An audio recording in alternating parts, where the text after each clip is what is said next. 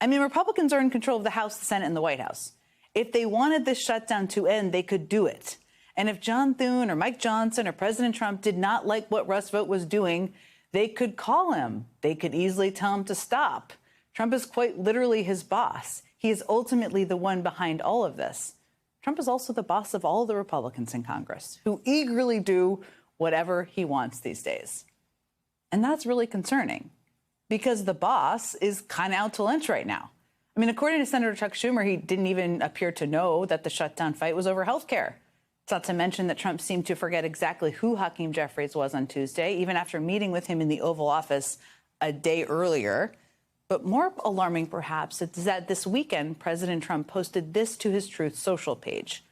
It's an AI-generated video that depicts a Fox News segment that never really aired, a segment that never existed.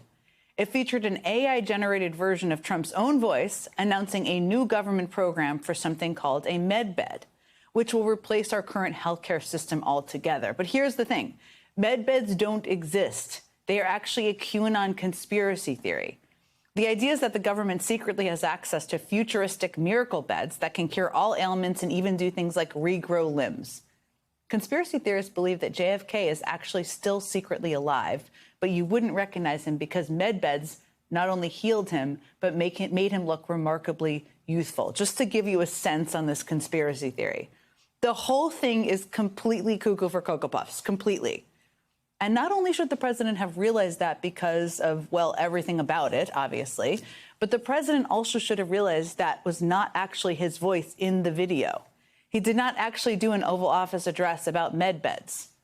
But still, Trump posted that to his Truth Social page and then deleted it. Now, yesterday at the White House press briefing, Trump's press secretary, Caroline Leavitt, was asked the incredibly valid question of why Trump posted that video to begin with. And this is how she responded. I think the president saw the video and posted it and then took it down. And he has the right to do that. It's his social media. He's incredibly transparent, as you all know. You hear from him directly on social media. He likes to share memes. He likes to share videos. He likes to repost things that he sees other people post on social media as well. And I think it's quite refreshing that we have a president who is so open and honest.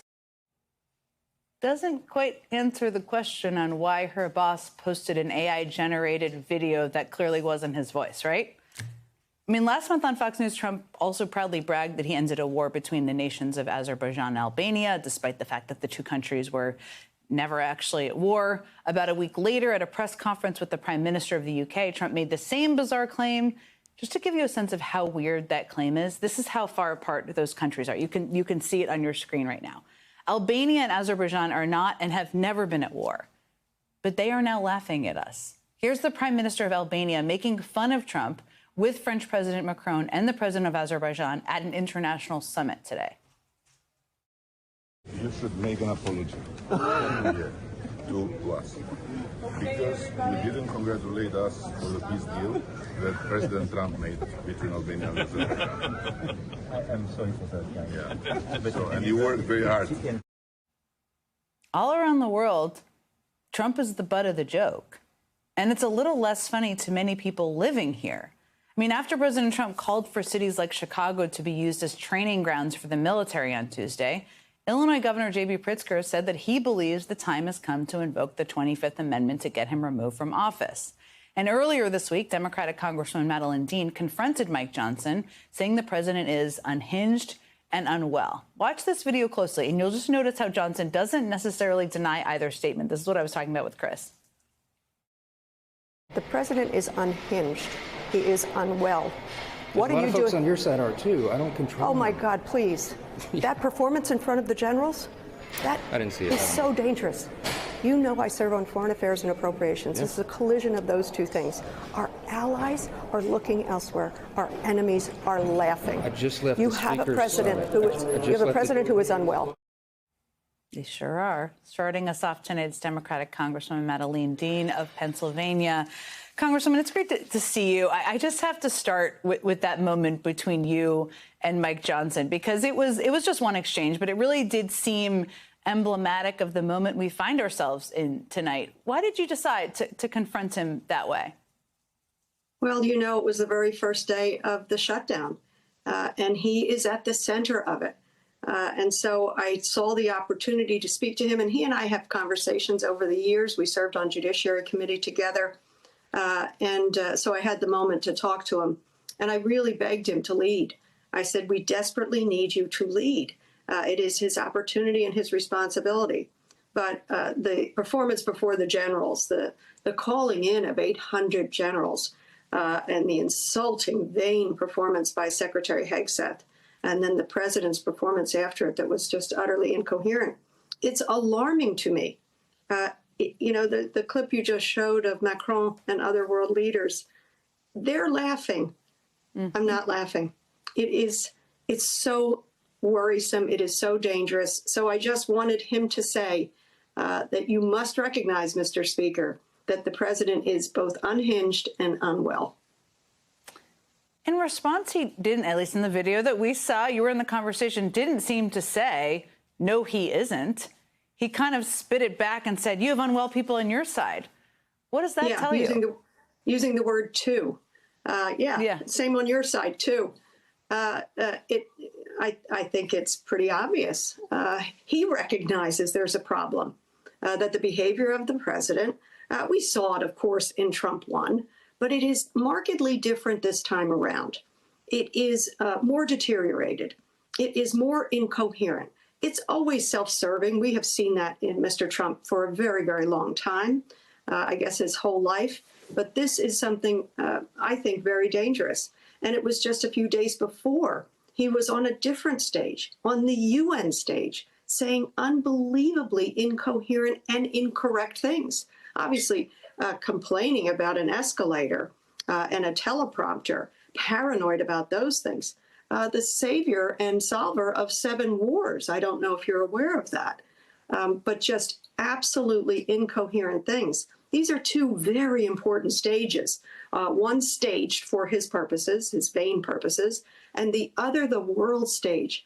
I am so desperately worried about our standing in the world. As somebody on the Foreign Affairs Committee, literally national leaders speak to us when we have traveled on bipartisan codels to Europe, to the Indo-Pacific, to say America is the indispensable nation. Can we count on you? It looks like the president is trying to take us off the world stage in terms of our credibility as the indispensable nation.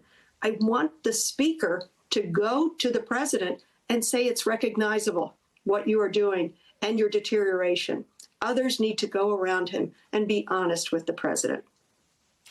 It's such an important point about how the world leaders and people in foreign capitals view the United States based on the president of the United States. It is, as you know well, and I'll just add to this, when there are meetings with the president of the United States, these leaders get memos and briefings on who they're going to be meeting with, what his vulnerabilities are. This is including with adversaries, right? How they can push him. And when they see someone on the world stage that is weak, that is incoherent at times, that is confusing, that isn't using facts, that weakens the U.S. standing. Let me ask you, I just wanted to echo that point. It's such an important one.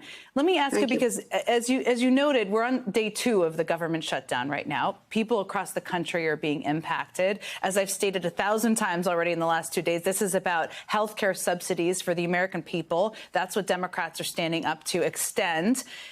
Mike Johnson, I don't want to take any blame off of him here at all. That's not what I'm trying to do. But he takes his direction from President Trump. And right now, it seems unclear, but I want to get your thoughts on kind of how we get an end to this when the person who's leading the White House, you described him as unwell. How do we get to the other side? Does he know how to get to the other side? Does he understand the issues? How do we get there? I'm hoping there are some adults in the room who will say, actually, this is relatively simple. You are using this shutdown, and Vote is using this shutdown and others to cut health care away from Americans. You know, under the ACA, more than 20 million people have been able to access health care, that health outcomes are better. This continuing resolution, this failure to budget for more than a year, plus the big ugly bill, is just an attempt to rip health care away from those millions of Americans. And so how do we get out of this? I don't know. I do hope we have some leaders in the Senate who will meet up with Democratic leaders in the House, and that the speaker might be a broker for this. I would wish. that would say, you know what, you're absolutely right. We gave permanent tax cuts to the wealthiest among us, blowing up our deficit. We do have to respond to the American people and make the ACA still affordable to millions of Americans who are just working people.